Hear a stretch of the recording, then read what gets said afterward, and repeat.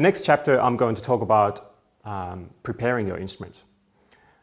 Again, preparations can be a great source of different sounds and can also be applied to all kinds of instruments, not just the string instrument that I'm playing. For that, I'm going to use some Blu Tack at this time. I've used all kinds of preparations on my violin, but Blu Tack is nice because it doesn't come into contact with the wood of the instrument. It doesn't hurt the instrument in any way. You can affect the sound a lot by big blobs of Blu Tack. You can affect it a little by just a little bit of Blu Tack. You can put it in all different spots on the string to get all different kinds of effects. And really, again, it's just finding a different sound world from your instrument that gives you new ideas about how to play in a different way, compose different kinds of real-time music, or notated music. Of course, all these things that I'm showing can be notated. It's just a problem of how do you translate that into notation.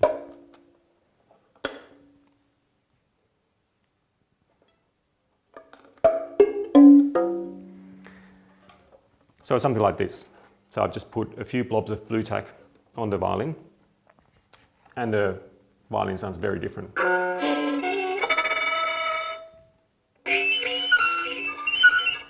Also sounds very different depending on which side of the Blu Tack I play. So on this side, it sounds a bit like behind the bridge. On this side,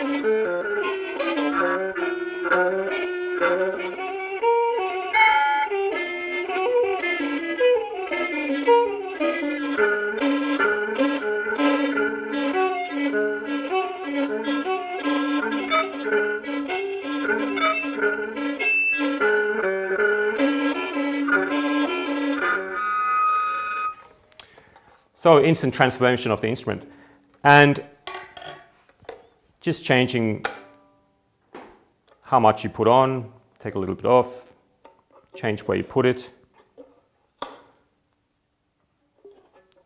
will have a huge influence on the result. So this is the kind of fun thing to just try out when you've got some time on your hands and some Blu Tack.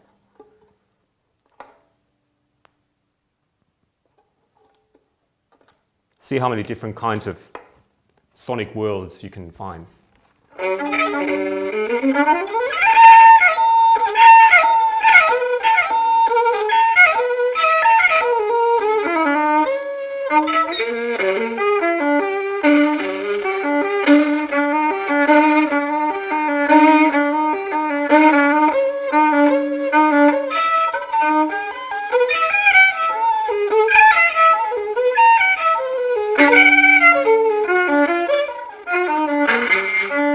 So you notice that you can play quite, you can try playing some of the music that you're learning with Blu Tack, and suddenly it'll sound very different.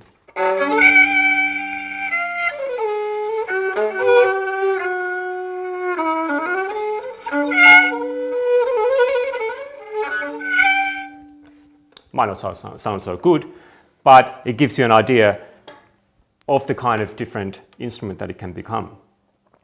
So really, with something like this, again, it's, if you want to sort of do something like this properly, you'll be more methodical about it than I'm being at the moment. You might just start with a certain amount of Blu Tack, put it on a very specific spot on the string. Again, this applies to all sorts of other instruments. You can use alfoil on wind instruments. You can use Blu Tack on the piano, sounds beautiful. There's lots of things that you can do that won't hurt the instrument in any way. But yeah, you could be very methodical. Choose a very specific type of preparation like Blu Tack, very specific amount that you use. Put it in a very specific spot and just see what happens. Put it near the bridge, put it far from the bridge. So you start creating an alphabet, a vocabulary that you can use. And I think that's important in all kinds of improvisation, all kinds of composition. One could argue in interpretation as well, where you don't do something in a happenstance way, even if it's improvised. You learn all the different kinds of things that can happen with different kinds of preparation and different kinds of techniques. So then once you get into the space of improvisation, of that real-time composition, you have that vocabulary ready. Just like an interpreter will not just have one kind of vibrato that they use all the time, but the vibrato will change depending on the context.